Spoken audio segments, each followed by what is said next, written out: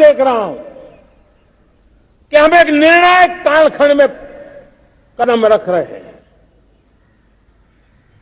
बड़े बड़े चमरबंदी भी बच नहीं पाएंगे। इस मिजाज के साथ भ्रष्टाचार के खिलाफ एक निर्णायक कालखंड में अब हिंदुस्तान कदम रख रहा है। और मैं लाल किले की प्राचीर से बड़ी जिम्मेवारी के साथ कह रहा हूं। और इसलिए भाइयों बहनों,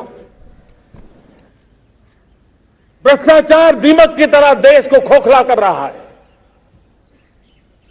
मुझे इसके खिलाफ लड़ाई लड़नी है, लड़ाई को तेज करना है, निर्णायक मोड़ पे लेकर के ही जाना है। तब मेरे 130 करोड़ देशवासी, आप मुझे आशीर्वाद दीजिए, आप मेरा साथ दीजिए। मैं आज आपसे साथ मांगने आया, आपका सहयोग मांगने आया हूं, ताकि मैं इस लड़ाई को लड़ पाऊं, इस लड़ाई को देश जीत पाए और सामान्य नागरिक की जिंदगी भ्रष्टाचार ने तबाह करके रखी हुई है। मैं मेरे इन सामान्य नागरिक की जिंदगी को फिर से शान बान शान के लिए जीने के लिए रास्ता बनाना चाहता हूं। और इसलिए मेरे प्यारे देशवासियों, ये चिंता का विषय है कि आज देश में भ्रष्टाचार के प्रति नफरत तो दिखती है, व्यक्त भी होती है, लेकिन कभी कभी भ्रष्टाचारियों के प्रति उदारता बरती जाती है। किसी भी देश में ये शोभा नहीं देगा। और कई लोग तो इतनी बेशर्मी तक चले जाते हैं कि कोर्ट में सजा हो चुकी हो, भ्रष्टाचारी सिद्ध हो चुका हो, जेल जाना तय हो चुका हो, जेल गुजार रहे हो, उसके बावजूद भी उनका महिमा मंडन करने में लगे रहते हैं, उनकी शान शौकत में लगे रहते हैं, उनकी प्रतिष्ठा बनाने में लगे रहते हैं। अगर जब तक समाज में गंदगी के प्रति नफरत नहीं होती है, स्वच्छता की चेतना जगती नहीं है। जब तक भ्रष्टाचार और भ्रष्टाचारी के प्रति नफरत का भाव पैदा नहीं होता है, सामाजिक रूप से उसको नीचा देखने के लिए मजबूर नहीं करते, तब तक एक मानसिकता खत्म होने वाली नहीं है। और इसलिए भ्रष्टाचार के प्रति भी और भ्रष्टाचारियों के प्रति भी हमें बहुत जागरूक होने की जरूरत है। दूसरी एक चर्चा मैं करना चाहता हूं, भाई भतीजावाद। और जब मैं भाई भतीजावाद, परिवारवाद की बात करता हूं तो लोगों को लगता है मैं सिर्फ राजनीतिक क्षेत्र की बात करता हूं। जी नहीं, दुर्भाग्य से राजनीतिक क्षेत्र की उस बुराई ने हिंदुस्तान की हर संस्थाओं में परिवारवाद को पोषित कर दिया है।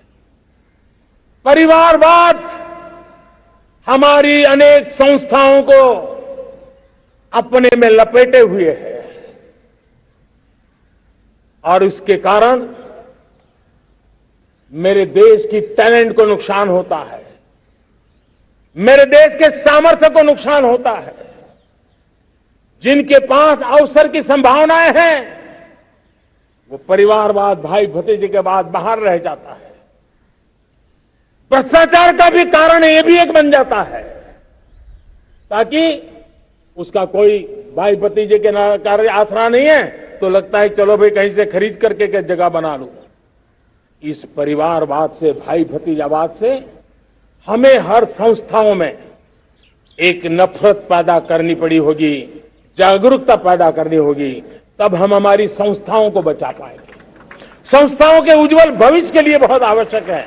उसी प्रकार से राजनीति में भी परिवारवाद ने देश के सामर्थ्य को सबसे सारा अन्याय किया है।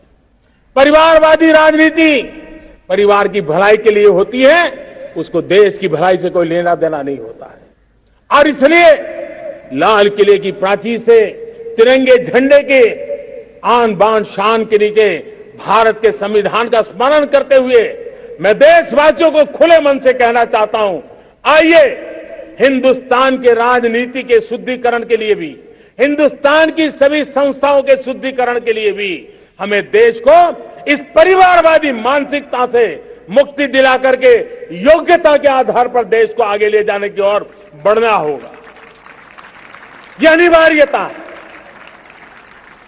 वरना हर किसी का मन कुंठित रहता है कि मैं उसके लिए योग्य था, मुझे नहीं मिला क्योंकि मेरा कोई चाचा, मामा, पिता, दादा, दादी, नाना, नानी कोई वहां थे नहीं। ये मनस्थिति किसी भी देश के लिए अच्छी नहीं।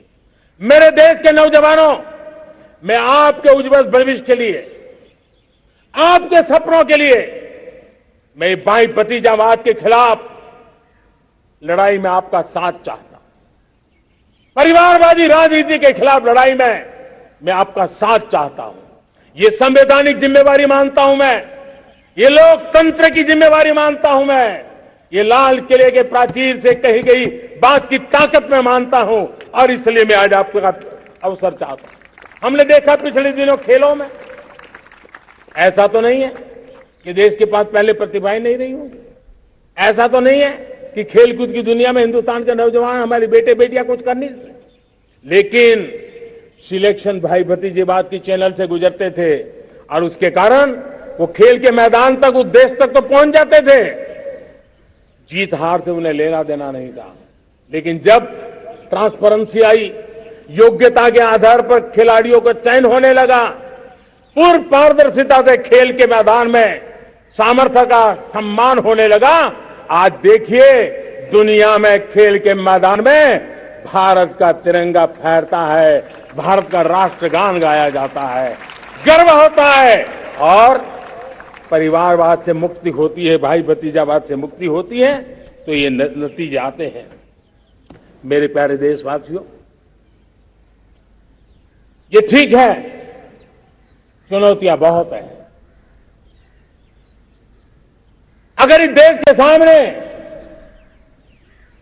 करोड़ों संकट है तो करोड़ों समाधान भी है और मेरा 130 करोड़ देशवासियों पर भरोसा है। 130 करोड़ देशवासी निर्धारित लक्ष्य के साथ,